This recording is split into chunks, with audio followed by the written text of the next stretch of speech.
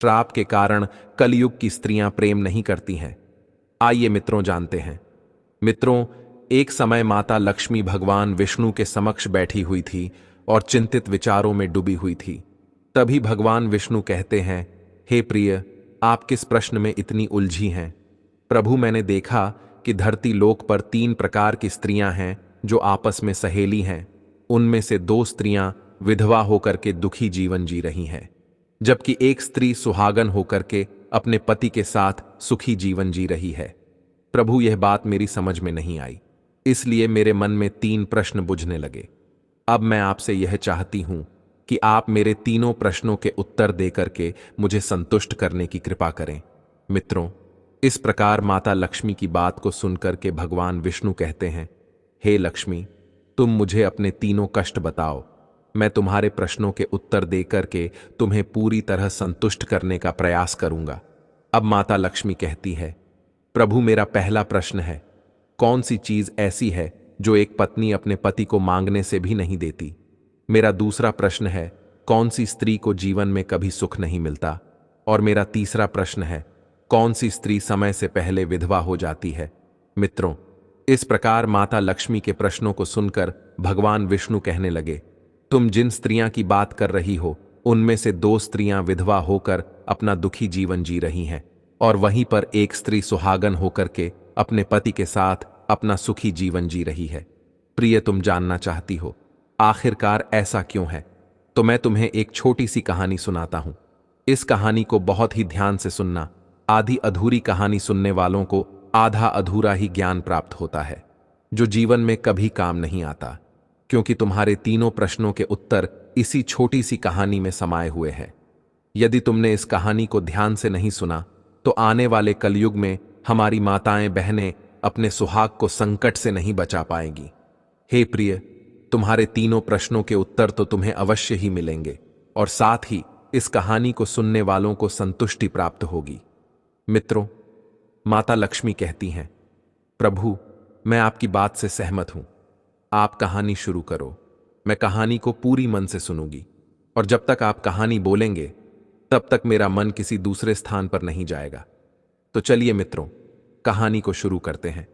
लेकिन उससे पहले है माता लक्ष्मी, जो भी दर्शक इस वीडियो को लाइक करे और चैनल को सब्सक्राइब करके कमेंट में जय माता लक्ष्मी लिखे, उन पर मां लक्ष्मी का आशीर्वाद हमेशा बना रहे। उनके घर में धन की कभी कोई कमी न रहे। उनका घर हमेशा खुशियों से भरा रहे। भगवान विष्णु कहते हैं, लक्ष्मी, सबसे पहले मैं तुम्हें उस स्त्री की कहानी सुनाता हूं जो सुहागन बन करके अपना सुखी जीवन जी रही है। देखो, जिस सुहागन स्त्री की तुम बात कर रही हो, उसके पति को राजा के दरबार में सभी के सामने फांसी लगने वाली होती है, क्योंकि उसने एक व्यक्ति से शर्त लगाया हुआ था कि अगर उसकी पत्नी चरित्रहीन निकली तो वो उस शर्त के अनुसार फांसी पे चढ़ने के लिए तैयार है। हालांकि राजा रानी और साथ ही पूरे गांव वाले को भी यही लगता था कि उसकी पत्नी एक पतिव्रता पत्नी है, जो अपने पति का बहुत सम्मान करती है, और सभी को यही उम्मीद था कि इसका पति ये शर्त कभी नहीं हार सकता। अब उस शर्त के हिसाब से उसे 2 दिनों में फांसी मिलने वाली थी, और इस प्रकार से जब राजा उससे उसके आखिरी इच्छा के बारे में पूछता है कि तुम्हारा अगर कोई आखिरी इच्छा है तो हमें बताओ, हम उसे अवश्य पूरी करने की कोशिश करेंगे, तब वह व्यक्ति, जिसका नाम मोहन है, वो कहता है, मैं अपनी पत्नी से अंतिम बार मिलना चाहता हूं। इस प्रकार राजा ने मोहन को आज्ञा दी कि ठीक है, तुम अपनी पत्नी से मिल सकते हो। फिर मोहन अपने घर गया और अपनी पत्नी से कहा कि आपने मेरे साथ में बहुत बड़ा विश्वासघात किया। मैंने आपके विश्वास पर राजा के दरबार में भरी सभा के सामने एक व्यक्ति से ऐसी शर्त लगाई कि अगर मेरी पत्नी का पतिव्रता धर्म कोई नष्ट कर दे तो मुझे फांसी लगा देना। अब मुझे 2 दिनों में फांसी लगने वाली है। मेरे साथ विश्वासघात करके तुमने ठीक नहीं किया। हालांकि दोस्तों, बात कुछ दिनों पहले की है। एक नगर में मोहन नाम का व्यक्ति रहता था, और उसे अपनी पत्नी पर पूर्ण विश्वास और भरोसा था कि वो पतिव्रता है, जिसकी महिमा वो अपने साथियों में बार बार करता था। नगर में सभी लोगों को उस पतिव्रता पत्नी को देखकर आश्चर्य होता था कि इसके परिवार में इतना प्यार और सुख कैसे है, और इसके घर का दिया हमेशा कैसे जलते रहता है। और ये बात नगर में फैलते फैलते एक दिन राजा के दरबार तक पहुंच गई। और जब राजा और रानी ने उस परिवार के बारे में सुना तो उन्हें भी ये सुनकर बहुत आश्चर्य हुआ। तब राजा ने क्या किया कि रात के समय रानी के साथ अपने महल से नगर की ओर देख रहा था, तो उन्होंने देखा कि नगर के सभी घरों में दिया बुझ चुकी थी, लेकिन मोहन के घर में दिया अभी तक जल रहा था। तब रानी महाराज से कहती हैं, हे स्वामी, ऐसा क्या है इन दोनों के बीच में जो कि इसके घर का दिया अभी तक जल रहा है, हमेशा कैसे जलते रहता है? तुम हर किसी से कहते हो कि तुम्हारी पत्नी पतिव्रता है। क्या वास्तव में आपकी पत्नी पतिव्रता है? क्या आपको पूर्ण विश्वास है? इस प्रकार राजा की बात सुनकर के मोहन कहने लगा, महाराज, मुझे पूरा विश्वास है और पूरे से भी आगे विश्वास है कि मेरी पत्नी पूरी तरह पतिव्रता है। अब उसी समय दरबार में एक व्यक्ति था जो कहने लगा, यदि मैं तेरी पत्नी का पतिव्रता धर्म खंडित कर दूं तो तुझे क्या सजा मिलनी चाहिए? दोस्तों, इस व्यक्ति को स्त्री जात पे बिल्कुल भी भरोसा नहीं होता था, क्योंकि उसकी खुद की पत्नी उसे धोखे में रखती थी और दूसरे पुरुषों के साथ संबंध बनाया करती थी। इसी बातों से परेशान होकर वो व्यक्ति राज दरबार में अपने पत्नी से अलग होने का फैसला करवाने आया था। इस व्यक्ति का स्त्री जात से पूरी तरीके से विश्वास उठ चुका था और उसे लगता था कि कोई भी स्त्री पतिव्रता नहीं होती। इसलिए मोहन से शर्त लगा लेता है कि मैं साबित कर सकता हूं कि तुम्हारी पत्नी पतिव्रता नहीं है, वो बस तुम्हें धोखे में रख रही है। फिर मोहन कहता है कि यदि तुम मेरी पत्नी का पतिव्रता धर्म खंडित कर देते हो तो महाराज, आप मुझे फांसी लगा देना। लेकिन यदि ये व्यक्ति मेरी पत्नी का पतिव्रता धर्म खंडित नहीं कर पाए तो इसको सजा क्या मिलनी चाहिए? तो राजा ने कहा, इस व्यक्ति को भी फांसी की सजा दी जाएगी। तब उस व्यक्ति ने स्वीकार कर लिया और मोहन से पूछा कि ऐसा क्या वस्तु लाऊं जिससे तू माने कि मैं तेरी पत्नी का धर्म खंडित करने में सफल रहा? तो मोहन ने उस व्यक्ति से कहा, यदि तुम मेरे घर से जाकर के मेरे विवाह के समय पर मुझे एक तलवार मिली थी, वो मेरी पत्नी ने बहुत ही संभाल कर रखी है, जो हमारी सुहाग की निशानी मानी जाती है। यदि तू वो तलवार लाकर मुझे दिखा दे तो मैं मान जाऊंगा कि मेरी पत्नी का धर्म तूने पूरी तरह से नष्ट कर दिया। अब शर्त स्वीकार हो जाने के बाद में वो व्यक्ति नगर की ओर जाता है और एक दूती से जाकर मिलता है। दोस्तों, वो दूती हमेशा एक दूसरे से भिड़ने का काम करती थी और जो काम कोई नहीं करता था वह काम करने में भी वो सक्षम थी। फिर इस प्रकार उस व्यक्ति ने उस दूती को अपने स्वार्थ के लिए बुलाया और दूती से कहा कि देखो, इस नाम का एक व्यक्ति है, उससे मेरी शर्त लगी है। और फिर उसने उस शर्त के बारे में उसको सारा कुछ बता दिया और वो उस दूती से कहने लगा, तू कैसे भी करके उस स्त्री से मेरा संपर्क करवा दे, तुझे जितना धन चाहिए मैं उतना धन दूंगा। इस प्रकार उस व्यक्ति की बात सुनकर के दूती कहने लगी, भाई, तू उस औरत के बारे में बात मत कर, वो औरत पूरी तरह से पतिव्रता है। गांव में कोने कोने तक ये बात फैली हुई है। वो तेरी ओर थूकेगी भी नहीं, तेरी शक्ल भी नहीं देखेगी और उनके परिवार के व्यक्ति खूंखार है, तेरी खाल उतार लेंगे।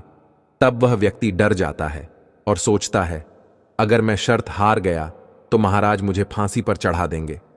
वो व्यक्ति इस बात से डर कर दूती से कहने लगा, ठीक है, यदि तू मेरा उससे संपर्क नहीं करवा सकती है तो एक काम कर दे, उसके घर जाकर के तलवार चुरा कर ला दे और उसकी पत्नी के गुप्तांग के पास में यदि कोई चिन्ह हो तो वो चिन्ह भी मुझे देख करके बता दे, फिर मैं तुझे मुंह मांगा इनाम दूंगा। यह बात दूती की समझ में आ गई और उसने कहा, ठीक है, मैं तुम्हारा काम अवश्य करूंगी। तब वह दूती मोहन के घर की ओर जाती है। उसकी पत्नी से जाकर बोलती है, मोहन कहाँ है? आप उनकी पत्नी हो क्या? नगर में आप लोगों के बारे में काफी कुछ सुनने को मिला और मुझे यह जानकर बहुत खुशी हुई। वैसे मैं मोहन के बचपन की दोस्त हूं, हम लोग बचपन में काफी समय एक साथ बिताए। मोहन और मेरे बीच काफी गहरी दोस्ती थी। और फिर दूती कहती है, मैं काफी दिनों के बाद आज अपने गांव आई हूं और सोची क्यों ना एक बार मोहन से जाकर मिल आए। और दूती उस स्त्री से पूछती है, मोहन आखिर कहाँ है? कहीं दिखाई नहीं दे रहा। फिर उस स्त्री ने कहा, वो कुछ काम से शहर गए हैं, वो 3 से 4 दिनों में आ जाएंगे। हालांकि दोस्तों, ये बात दूती को पहले से ही पता था कि मोहन कोई काम से शहर गया हुआ है। उसके बाद उस पतिव्रता स्त्री ने कहा, आप अंदर तो आओ, मैंने आपको पहले कभी देखा नहीं, इसलिए पहचान नहीं पाई और इस प्रकार उस दूती को उस पतिव्रता स्त्री ने बहुत बड़ा सम्मान दिया। मगर उसे क्या मालूम था कि यह उसके साथ में छल करने आई है। इस प्रकार वो दूती उस पतिव्रता स्त्री के साथ में बैठकर बातें कर रही थी। अब कुछ समय बाद उसने उस पतिव्रता स्त्री से पानी मांगी, और जब वो पानी लेकर आई तब दूती ने चालाकी से पानी का ग्लास उसके कपड़े के ऊपर गिरा दिया, जिस वजह से उस पतिव्रता स्त्री को कपड़ा बदलना पड़ा। जब वो स्त्री कपड़ा बदल रही थी तो उस दूती ने कमरे की ओर ताक झांक करके उसके गुप्तांग के पास का चिन्ह देख लेती है, और उसके बाद लगे हाथ तलवार भी वहां से लेकर भाग जाती है। आगे फिर दूती ने जाकर कि वो तलवार उस व्यक्ति को दे दिया, और साथ ही उस पतिव्रता स्त्री के जांघ के तिल की निशानी के बारे में भी बता देती है। फिर वह व्यक्ति तलवार लेकर के सीधा राजा के दरबार में पहुंचा और राजा से जाकर कहा, महाराज, मैंने मोहन की पत्नी के साथ में 2 दिन बिताए और यह तलवार उसी के हाथों से लेकर आया हूं। फिर तो राजा ने दरबार लगाया और मोहन को बुलाया तथा उस व्यक्ति से सभा में तलवार दिखाने के लिए कहा। फिर राजा की आज्ञा पाकर के उस व्यक्ति ने मोहन को तलवार दिखाई और उसकी पत्नी की जांघ की तिल के बारे में भी बताया। दोस्तों, उस व्यक्ति के मुख से ये सभी बातें सुनकर मोहन मान गया कि वास्तव में आज मेरी पत्नी ने अपना पतिव्रता धर्म पूरी तरह से भंग करवा लिया। ये सब देखते हुए राजा ने फांसी का दिन 2 दिन के बाद में रख दिया और कहा कि मोहन को 2 दिन के बाद में फांसी पर चढ़ाया जाएगा। और इस प्रकार मोहन से उसकी आखिरी इच्छा पूछी गई तो तब वो अपने पत्नी से जाकर मिला। उस पतिव्रता स्त्री ने अपने पति को सारी बात बताई, मगर उसे विश्वास नहीं हुआ और वह राजा के दरबार में वापस पहुंच गया। अब मोहन राजा के दरबार में पहुंचा तो फिर उसे कैद में डलवा दिया गया। अब उधर मोहन की पतिव्रता पत्नी ने परमात्मा को याद किया और अपना भेष बदल करके राजा के दरबार में गई और राजा से नाच दिखाने की आज्ञा मांगने लगी, क्योंकि वो स्त्री बहुत ही सुंदर थी और उधर राजा भी नृत्य देखने के शौकीन थे। इसलिए राजा ने मंत्रियों को आज्ञा दे दी कि इस सुंदरी का नाच करवाने की पूरी व्यवस्था करें।